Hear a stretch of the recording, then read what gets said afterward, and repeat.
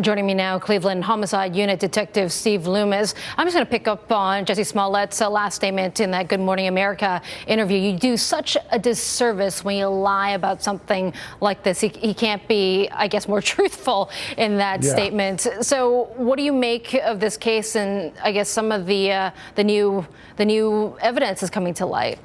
Well, that is the only truthful thing apparently that he's said recently. What I make of this case is it's disgraceful, not the desperation of a out-of-work actor making up a story. We deal with people making up stories all the time.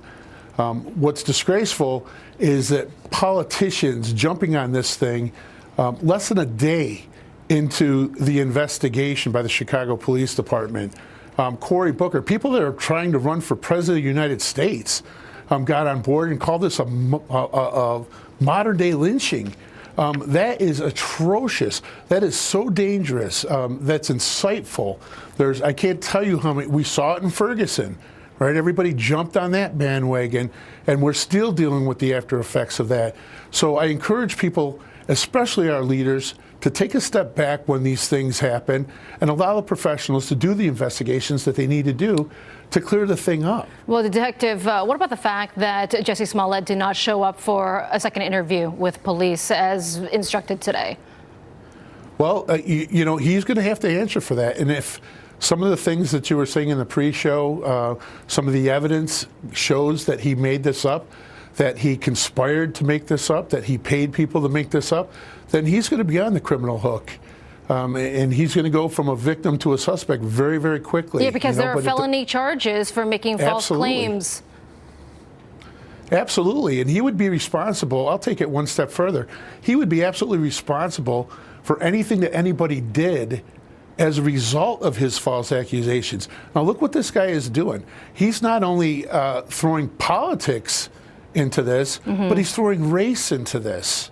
You know, the two white guys with the MAGA hats came and tried to put a noose around my neck. How much more insightful could you get with that? And if that caused riots or some type of uprising in Chicago, and luckily their civic leaders got a hold of that, and everybody took a step back there and they took a deep breath.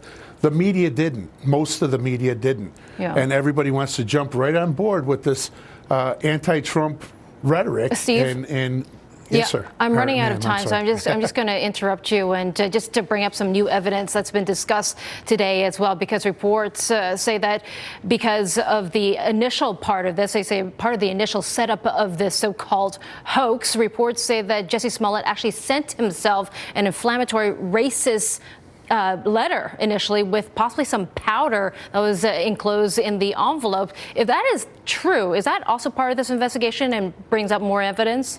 Absolutely. That's absolutely. Every piece of that's going to be evidentiary. I imagine that they're going to get his cell phone and dump his cell phone, his computer. You know, this is going to be a full-blown investigation into this, and whoever's responsible for it. And again, if it's true, then hold those people responsible. That's appalling to me if that actually happened. But if it didn't happen and he's making it up to divide and separate and for whatever agenda he has, then he needs to be held criminally responsible for that as well. Steve, thank you for your time tonight.